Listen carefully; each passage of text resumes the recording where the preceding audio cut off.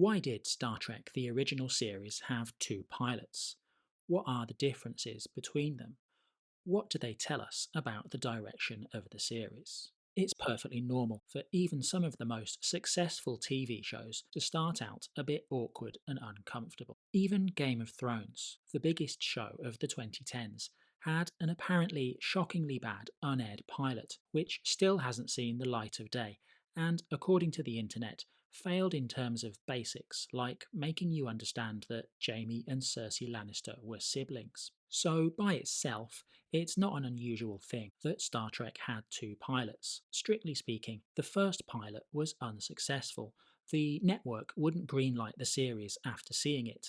But actually, it's a decent little story that still fits nicely into the lore. Fans can see the cage and judge it on its own merits, as it was eventually released to the public in the 1980s and is available along with all the other original series episodes. I'm going to have a chat about the cage, what I liked about it, what I didn't, and whether it wasn't good enough to kick off the series.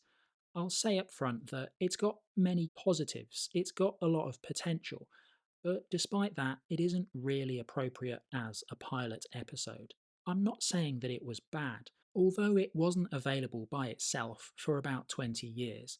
Most of it was seen long before that, as the footage was repurposed and presented in the two-part story, The Menagerie, in the early episodes of Season 1. So for those first 20 years, before its separate release, most people saw the cage as chopped up, piecemeal bits of footage as part of a bigger story centred around Spock. I'm one of those people, and when I finally saw the cage in its original form, I was struck by something really interesting. The Menagerie contains all the major plot points, basically everything that happens in the cage. The unaired show was so coherent and looked so good that the showrunners were able to chop it up and put it into what I would now guess be called a clip show, add a kind of meta narrative around it as a framing device, and it succeeds as a story. I think this is a testament to how strong the cage actually is in so many ways. Let's talk about the plot of the cage. We have Captain Christopher Pike of the United Spaceship Enterprise. Pike is feeling a bit burnt out. He's recently been in a fight on the planet Rigel 7. 3 of his crew are dead and 7 are injured. When the Enterprise receives a distress call and changes course to answer the call, Pike retreats to his cabin and asks to see the doctor, who tells Pike he's driving himself too hard, that he holds himself to too high a standard.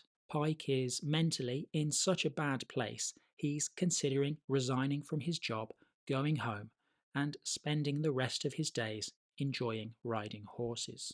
Once they arrive at the planet, the crew of the Enterprise realise they've been tricked. A telepathic species called the Talosians takes Pike hostage. Together with a woman named Vina, Pike looks to escape from a situation where he can't tell reality from something that's been telepathically implanted in his mind. One of the apparent criticisms of the cage was that it was too cerebral. I would agree with that because it's very downbeat. It's really interesting that this 1960s TV show decided to kick off with issues of burnout and mental health, but it makes the episode less exciting, certainly when it's supposed to be the audience's first introduction to the world. Pike is angry, he's irascible, he's irritable, and clearly chafing at being imprisoned. The script leans into Pike using his negative emotions as a way to overcome the Talosians. I don't see this as the actor's fault, I see it as strange writing choices. There are some action scenes of the kind that you end up with later with William Shatner, but they don't really lift up the story and make it exciting enough. It just makes it a bit more of a desperate and lonely situation with an angry man at the centre. That's the first thing that I think makes this not good as a pilot. You've got this gloomy, pessimistic vibe. Secondly, this gets accentuated by how Captain Pike is separated from the rest of the crew for the majority of the episode. This separation could work with a character you know, in the same way that the downbeat choices could work with a character you already know. but it doesn't work with a character that you've just been introduced to. The story has this isolated stranger, a bunch of other strangers who we know are the first stranger's colleagues, but it's theoretical danger. It's not easy to get emotionally invested, or it wasn't for me at least. Contrast this single episode with the menagerie. This two-parter works because we learn more about an existing character. We already know Spock is cold and logical because we've spent a few episodes with him. After this episode, we know he also has a strong sense of personal loyalty and he will not just blindly follow orders. In fact, if he feels he has to, he will even steal the Enterprise. That's pretty shocking and interesting stuff. That changes how we look at Spock. We're left to imagine, what else could he do? For me, this difference is why the menagerie works and the cage doesn't. Imagine if the cage was a mid-series episode. Let's imagine we know a lot about Captain Pike. His personality is a certain way, and then he goes to Rigel 10 and something happens to challenge his worldview, to challenge his self-image. And then in a later episode called The Cage, we understand why he's feeling so depressed and burnt out. We sympathise with him. When he gets captured by the Talosians, he has to work through the trauma from Rigel 10, and we see him process it successfully. So I think The Cage would work as the culmination of a story arc, but it doesn't work as a pilot. Looking back over a distance of decades, this disconnection feels stronger because the characters and actors in The Cage are almost completely different from the rest of the series. Majel Barrett, who played number one, was recast as Nurse Chapel for the ongoing series. Apparently, Roddenberry felt studio reaction to the pilot had been so bad he could only afford to keep one of those characters, either number one or Spock.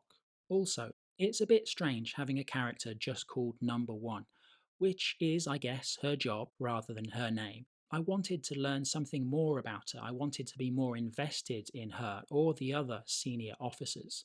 Some of them barely even seem to get named on screen. Spock is the only character that survived to the second pilot, called Where No Man Has Gone Before. Even though he is still present, Spock is a changed character. He's a bit more expressive and emotional in the cage, even smiling when they explore the planet. Despite overall not quite hitting the mark, there's plenty of things here that are recognisable as Star Trek. The sets are basically the classic original series look, the transporter is there, although the sound effect when they beam down to the planet is quite creepy and unusual. There's also this throbbing soundtrack when they're in the transporter room that gives the whole scene a bit more of a horror vibe. A huge positive is the Talosians. They're a classic Star Trek villain.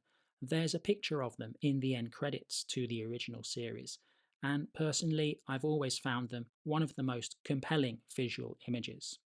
There's also plenty of the somewhat poetic language, the theatricality that Star Trek used to have, the sense of heightened reality that gave Star Trek a kind of out of time feeling. Phrases like all of space to choose from, worth a man's soul, perhaps they made me out of dreams you'd forgotten. This is something that various Star Trek series became famous for, having these kind of classical, slightly heightened, wordy vibes, particularly in episode titles. Strangely, this tendency is absent in Captain Pike himself, who speaks much more direct, colloquial English. It's a peculiar choice to build this kind of atmosphere so successfully and yet exclude your main character from it. On balance, I guess the dialogue is very successful in terms of quickly creating the vibe of the show, but also demonstrates why this particular version of it didn't quite work. There's also some good humour. The original series, in particular, had a pattern of cracking some jokes in the final scene of the episode, and The Cage has a good example of this. Although it's kind of a little out of place, a little bit peculiar to lean into such a good joke when the rest of the episode is written in a pretty serious kind of way. So that was Star Trek's first pilot. The second one was called Where No Man Has Gone Before. It's got all the strengths of the first one, and I'd argue it deals with the weaknesses very well. One of the obvious changes is that we've got a new captain, James Kirk, or James R. Kirk, as we find out at one point in the story. Obviously, this gets changed later to T, which after 25 years is finally revealed to be Tiberius. There seem to be multiple stories about why Jeffrey Hunter didn't return. You could believe the story that he didn't want to return, that he didn't see himself as a television actor and was eager to return to movies. From a 21st century viewpoint, it seems difficult to believe it was ever like this, but it was only around the 2000s that actors started to move more freely between movies and television. Before that, it was rare to see big movie actors in any kind of TV. Television was kind of the little brother that actors wanted to graduate from. That's one theory. Another is that his wife was following the same kind of logic. She didn't really want him doing a regular TV show, wanted him available for the big movie roles. And finally, there's the idea that he got fired, that he wanted to stay, but there were various demands about scheduling and other matters, and Gene Roddenberry decided he didn't want to deal with all that, so he cut his losses and just wrote a completely different role. Honestly, I don't really have any strong feelings or opinions about any of these theories. Whatever happened, the fact is, Jeffrey Hunter left and we have a new captain. He's got stronger relationships with the crew. He spends time with them. He shows concern for their well being. This isn't about William Shatner being a better fit than Jeffrey Hunter. It's about the structure of the story and Kirk being a more appropriate character. I wonder if you put Jeffrey Hunter into this particular story, would it have been accepted as a pilot? Would he have stuck around as the captain? Conversely, if William Shatner had been in the cage, I can't see him rescuing the basic structural problems in that story. So let's talk about the plot. Where No Man Has Gone Before centers around ideas like telepathy and telekinesis, extrasensory perception, the ability to read thoughts, to move things around with the power of your mind. The Enterprise encounters an object floating in space, a ship's recorder from the SS Valiant, revealing that a magnetic storm caused the ship serious damage, and then something horrifying happened, and the ship's captain ordered the self destruct. The Enterprise goes to investigate, experiences the same massive storm, a huge amount of damage and destruction, including 9 dead members of the crew who had their quote unquote brains burnt out. There's also several injured, including Gary Marshall, a member of the bridge crew, and a personal friend of James Kirk from their time at Starfleet Academy, where Kirk taught the younger man. Gary is taken to sickbay and starts to show a series of increasingly worrying abilities: the ability to speed read, to move items around the room, and then to interfere with the consoles and equipment in other parts of the ship. As Marshall changes and comes to see himself as better, stronger, and more powerful than the people around him, Kirk, Spock, and the rest of the Enterprise crew get the sinking feeling that the disaster that destroyed the SS Valiant is also happening here. They debate what they're going to do with Marshall, as the power he's developing is something they can't allow to escape and get back to the rest of humanity. And I think this passion, this dilemma, this exploration of an idea is what the cage was missing. Spock is certain that his suggestion is the right way to go. Dr. Dehner,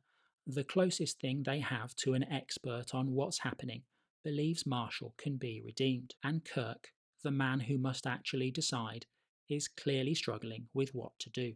It's morally grey. This is so much more interesting than Captain Pike just being really stubborn with the Talosians. It's a story which has actual consequences. Whichever choice Kirk makes, he and the crew don't just get to leave at the end of the episode. They have to consider who they are as people and what morally is the correct action right here and right now. This is something that makes Star Trek Star Trek.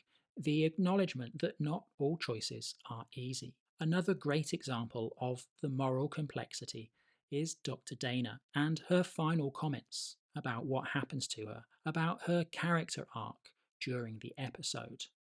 The cage ultimately lacks this kind of ambiguity. What other elements of Trek do we see emerge in the second pilot? We've already got the classic opening credits with the Shatner soliloquy in place, space, the final frontier, etc., etc. Scotty appears in this episode and he is an engineer. Sulu gets a walk on role as the head of the life sciences department. Spock is a bit more recognisably Spock. Leonard Nimoy's acting decisions were apparently influenced by his co stars. Jeffrey Hunter was more dialed down, stoic, reserved, so he played against that by showing a bit more emotion.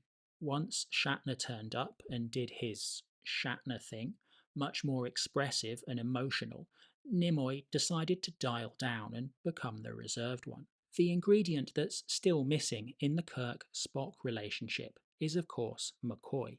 In the opening scene of Where No Man Has Gone Before, we see Kirk and Spock playing chess, and Kirk antagonises Spock about his emotional control in a way that comes across as not just joking, but actually a bit vindictive.